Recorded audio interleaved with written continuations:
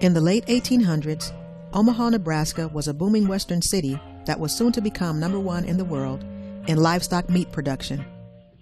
In the early 1900s, nearly 80% of Omaha's population of an estimated 125,000 people had livestock-related jobs.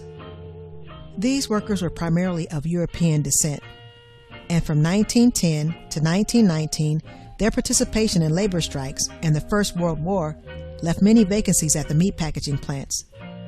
To fill the void, company owners vigorously recruited blacks in the southern states. There were ads in papers in Omaha and throughout the South that beckoned blacks to come north to better wages and living conditions. The wages that blacks were paid at the Omaha plants were lower than white workers, but it was significantly more money than they could earn in the South. Hundreds of blacks began to replace white plant workers, and by 1915, a burgeoning black community was established near the meat packaging plants in South Omaha and the near north side of the city.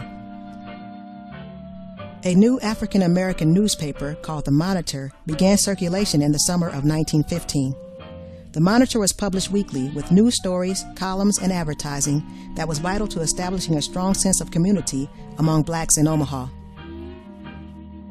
By 1920, over 10,000 African Americans were living in Omaha.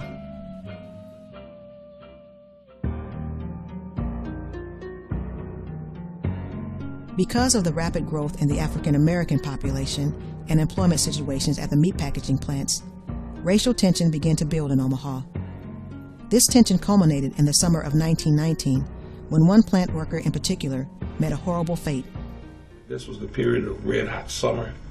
This was the period whereby that what it is, you'd already had the riots in St. Louis, other places, and now you're having them in Omaha. What happened was they had a woman say that she had been molested or had been sexually abused by a black man, and that's all that needed to be said. On September 25, 1919, Agnes Lobeck identified 40-year-old Will Brown as the man who attacked her. Brown was then arrested and taken to the Douglas County Courthouse. Before Brown was even identified, a civic storm was already brewing in Omaha due to a series of inflammatory stories published in the Omaha Bee and struggles for political power between racketeer Thomas Dennison and Omaha's mayor Edward Smith. What's interesting is that the mayor attempted to keep them from taking Will Brown out of jail, and he suffered from an inch of his life being taken from him. And that was really the intent from the very beginning, to really kill him, as well as to bring about the racial tension even more so.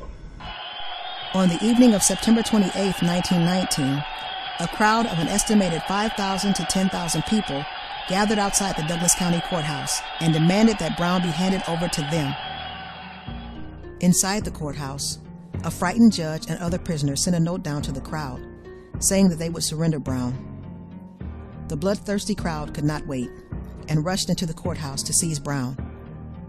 Once in the hands of the crowd, Brown was beaten, hung from a lamppost, and shot more than 100 times. Actor Henry Fonda, at the time just 14 years old, witnessed the horrendous event from a second-story window at his father's printing company across the street from the courthouse. The ghastly melee ended with the burning of Will Brown's body. An Omaha World Herald photographer captured one of the most infamous photographs in American history. After the riot, federal troops were called in, and for 2 days, Omaha was under martial law. Even though over 100 people were arrested in connection with the riot and the murder of Will Brown, no one was charged. For Omaha's black community, an editorial picture published in the Monitor spoke volumes. Will Brown was buried in 1919 in an unmarked grave in Powder's Field at Forest Lawn Cemetery in Omaha. 90 years later, in July of 2009, a man from Riverside, California, Chris Hebert, who has no ties to the city of Omaha and has never visited before, was moved to pay $450 of his own money for a marker for Will Brown's grave. Hebert said that he watched a special on actor Henry Fonda, which mentioned the riot and how it affected his life and his acting career.